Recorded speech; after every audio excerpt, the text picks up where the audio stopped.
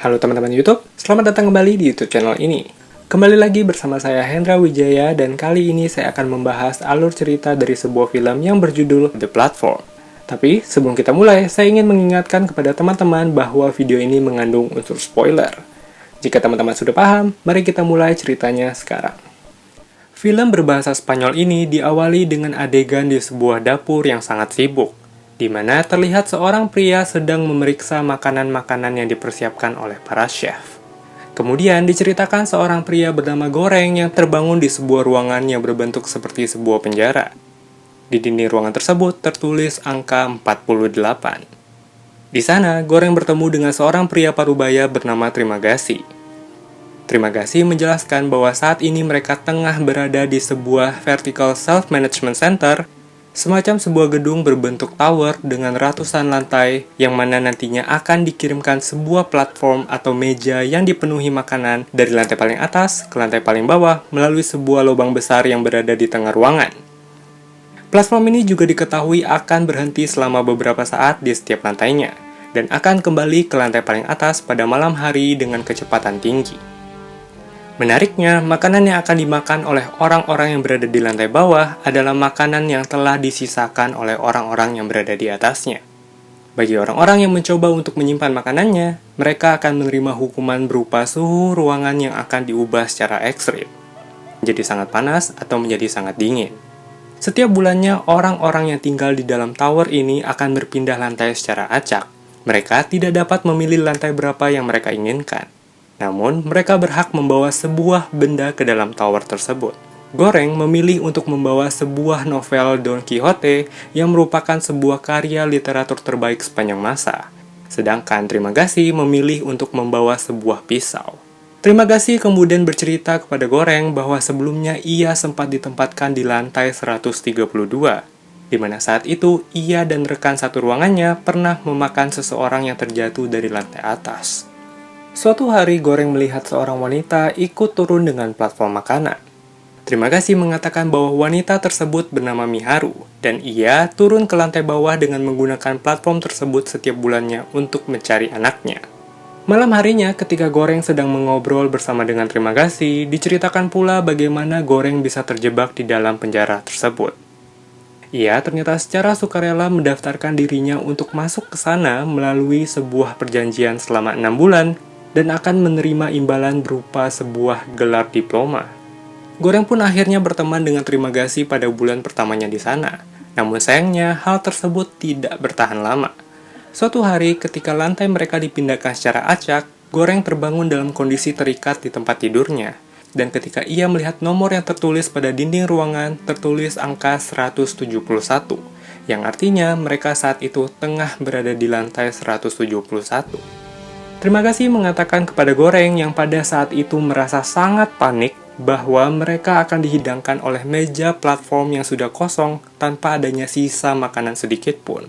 Dan oleh karenanya, Trimagasi berencana untuk memotong sedikit demi sedikit daging di tubuh Goreng agar mereka tetap dapat bertahan hidup. Pada hari ke-8, ketika Trimagasi mulai mengambil sedikit daging di bagian kaki Goreng, ia tiba-tiba diserang oleh Miharu yang saat itu kebetulan menuruni lantai demi lantai untuk mencari anaknya. Miharu kemudian membunuh Trimagasi dan membebaskan Goreng. Ia juga mengambil sedikit daging di tubuh Trimagasi dan memberikannya kepada Goreng yang saat itu sudah tidak makan selama berhari-hari. Pada awalnya, Goreng menolak memakan daging yang berasal dari tubuh Trimagasi. Namun, Miharu tahu bahwa ia sangat kelaparan dan harus mencoba memakannya agar bisa tetap bertahan hidup. Miharu kemudian menyodorkan kembali daging tersebut dan akhirnya dengan terpaksa, Goreng pun memakannya. Kisahnya berlanjut pada bulan ketiganya di sana. Goreng terbangun di lantai 33. Kali ini, ia bersama dengan seorang wanita bernama Imogiri dan anjingnya. Goreng langsung menyadari bahwa Imogiri adalah seorang pegawai administrasi yang telah mewawancarai dirinya sebelum ia masuk ke dalam penjara tersebut. Imogiri menjelaskan bahwa ia tidak mengetahui betapa parahnya situasi di dalam penjara tersebut. Dan ia pun secara sukarela ikut masuk ke sana ketika ia didiagnosa mengidap kanker stadium akhir. Di sana Imogiri hanya makan secukupnya, dan ia juga berusaha untuk meyakinkan orang-orang yang berada di level bawah untuk melakukan hal yang sama agar tersedia cukup makanan bagi semua orang. Namun mereka mengabaikan perkataannya. Suatu hari mereka menemukan Miharu turun bersama dengan platform makanan dalam keadaan sakit. Goreng pun dengan segera membantu merawatnya. Namun sayang, ketika malam tiba, Miharu membunuh anjing milik Imogiri yang pada akhirnya membuat mereka bertengkar. Goreng yang teringat akan anak Miharu menceritakan hal tersebut kepada Imogiri. Namun Imogiri berkata bahwa anak-anak berusia di bawah 16 tahun tidak diperbolehkan untuk masuk ke dalam penjara tersebut. Dan sejauh yang ia ingat, Miharu masuk ke sana sendirian. Bulan berikutnya, Goreng terbangun di lantai 202, dan ia sangat terkejut ketika menemukan Imogiri telah menggantung dirinya. Terpaksa, Goreng pun akhirnya memakan daging di tubuh Imogiri agar bisa bertahan hidup setelah ia berhalusinasi melihat Imogiri dan Trimagasi memintanya untuk melakukan hal tersebut. Di awal bulan kelima, Goreng kali ini sangat beruntung karena ia ditempatkan di lantai 6 dan masih ada banyak makanan yang tersisa untuknya. Ia ditemani oleh seorang pria bernama Baharat. Karena merasa sangat dekat dengan lantai paling atas, Baharat pun mempunyai ide untuk memanjat lantai demi lantai dengan menggunakan tali yang ia bawa. Ia akhirnya mencoba berbicara dengan orang yang berada di lantai 5 untuk membantunya naik. Mereka pun setuju pada awalnya, namun kenyataannya Baharat telah ditipu. Ketika ia mulai naik ke atas, penghuni di lantai 5 dengan sengaja membuang kotorannya ke wajah Baharat. Dan hal tersebut membuatnya hampir terjatuh melalui lubang platform. Beruntung, ia berhasil diselamatkan oleh Goreng. Setelah melakukan estimasi, Goreng percaya bahwa ada sekitar 250 lantai di tower tersebut. Ia mencoba meyakinkan Baharat untuk ikut menuruni platform dan mencoba membagi makanan yang ada dengan orang-orang yang berada di bawah agar semuanya mendapatkan makanan. Mereka pun akhirnya sepakat dan turun bersama-sama. Goreng dan Baharat mulai membagikan makanan sedikit demi sedikit kepada para penghuni penjara tersebut. Selain itu, mereka juga menyerang orang-orang yang menolak untuk bekerja sama dengan mereka.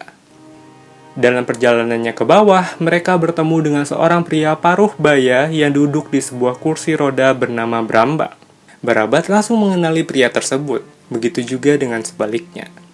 Brambang mengatakan bahwa mereka memerlukan sebuah simbol untuk membuktikan dan memberitahu orang-orang yang mengirimkan makanan di atas bahwa mereka telah berhasil bekerja sama dan berbagi makanan. Goreng dan Barabat akhirnya memilih sebuah panah kota untuk dijadikan sebagai simbol. Mereka berusaha untuk menjaga panah kota tersebut agar tetap utuh ketika platform kembali ke atas. Tak lama setelahnya, mereka kemudian bertemu dengan Miharu yang saat itu sedang melawan dua orang pria. Goreng dan Barabat mencoba untuk menyelamatkannya, namun sayang, Miharu tewas dibunuh, dan mereka berdua pun akhirnya terluka parah. Meski demikian, mereka terus berusaha untuk tetap turun. Mereka lalu menyadari bahwa ada lebih dari 250 lantai di tower tersebut, karena ternyata lantai yang telah tidak berpenghuni akan dilewati oleh platform. Beberapa saat kemudian mereka akhirnya tiba di lantai 333, dan di sanalah platform tersebut akhirnya berhenti. Goreng menyadari bahwa ada seorang anak perempuan yang sedang bersembunyi di bawah tempat tidur di ruangan tersebut. Mereka akhirnya turun dari platform, dan platform tersebut kembali turun dan meninggalkan mereka ke dalam kegelapan di bawah lantai 333. Meskipun enggan pada awalnya, Baharat akhirnya memberikan panah kota yang awalnya ia jaga dengan jiwa dan raganya agar dapat menjadi simbol bagi orang yang berada di lantai paling atas. Sedangkan Goreng yang terluka parah akhirnya kehilangan kesadarannya dan bermimpi Baharat memberitahunya bahwa anak perempuan tersebut adalah pesan yang sesungguhnya. Ia lalu terbangun dan menemukan Baharat telah tewas karena luka parah yang dideritanya. Keesokan harinya ketika platform tiba, Goreng membawa anak perempuan tersebut naik ke atas platform dan turun bersamanya ke dasar lubang yang gelap. Di sana, ia bertemu kembali dengan Trimagasi yang memberitahunya bahwa ia harus membiarkan anak tersebut pergi sendirian ke lantai atas, karena pesan yang ingin mereka sampaikan tidak memerlukan si pembawa pesan. Goreng kemudian turun dan berjalan bersama dengan Trimagasi sembari menyaksikan anak perempuan tersebut kembali ke lantai paling atas Dan demikianlah film ini akhirnya selesai. Film berdurasi 94 menit ini mengandung makna yang sangat dalam dan luar biasa. Dan karena begitu banyaknya penggunaan metafora di dalam film ini, saya yakin ada banyak pendapat dan pro kontra di luar sana. Beberapa pesan moral yang dapat diambil melalui film ini adalah tentang berbagai sifat manusia, keserakahan, kapitalisme, dan berbagai pesan lain yang dapat dilihat baik dari sisi positif maupun negatifnya. Selain itu, sutradara film bernama Galder Gastelu Urrutia mengungkapkan bahwa ia dengan sengaja membuat akhir cerita dari film debutnya ini terlihat ambigu agar membuat si penonton berpikir dan berspekulasi tentang makna yang terkandung di balik ceritanya. Saya juga yakin teman-teman pastinya menyadari bahwa film ini menggunakan berbagai penamaan karakter yang mirip dengan kata-kata atau nama dalam bahasa Indonesia.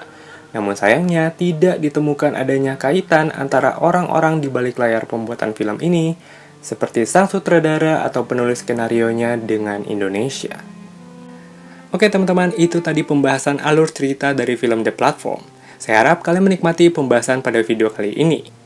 Bagi teman-teman yang ingin merekomendasikan atau request film favorit kalian, silakan tuliskan komen kalian di bawah. Dan juga jangan lupa untuk like dan subscribe YouTube channel ini, serta menyalakan tombol loncengnya supaya kalian terus update setiap kali saya mengupload video terbaru. Terima kasih karena sudah menonton video ini, sampai jumpa di video berikutnya dan semoga hari kalian menyenangkan.